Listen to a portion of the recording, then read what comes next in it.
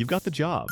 You've got the title. You've finally earned your seat at the table, but every morning when you pull into that parking lot, a voice whispers, "You don't belong here. You're just lucky." And today is the day they finally find out. If you're in that 18 to 44 pressure cooker, you know exactly what this is. It's called Imposter Syndrome. It's the feeling that you are a fraud despite the evidence of your success. It makes you overwork, it steals your sleep, and it keeps you from taking the very risk God called you to take. Today, we're going to remix that fear into a confidence that isn't built on your performance but on your position. Meet Marcus. Marcus was a high achiever who just landed a director-level role at a top firm. On paper, he was the obvious choice, but inside, Marcus felt like a glitch in the system. He spent his first 90 days waiting for an HR meeting that wasn't coming. Because he felt like a fraud, he tried to compensate by being perfect. He was the first one in and the last one out. He checked every email 10 times before hitting send. He was so terrified of making a mistake that he stopped sharing his best ideas.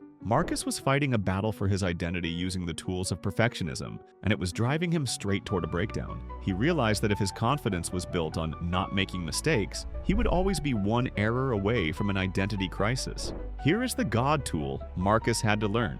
God doesn't call the qualified, He qualifies the called. In the kingdom, your seat at the table isn't something you earned through perfection. It's a stewardship. The Bible tells us that we have gifts that differ according to the grace given to us. When you realize that your talent, your intellect, and your opportunity are grace gifts from God, the pressure to be an imposter vanishes. 2. You can't be a fraud when you are simply an instrument. You don't have to belong in the room because of your resume. You belong in the room because God placed you there to serve a purpose. Humility isn't thinking less of yourself. It's thinking of yourself less and thinking of the caller more. So how do we apply this when the voice of the fraud starts screaming? First, you have to externalize the voice. Stop saying, "I feel like a fraud," and start saying, "I am experiencing a lying thought."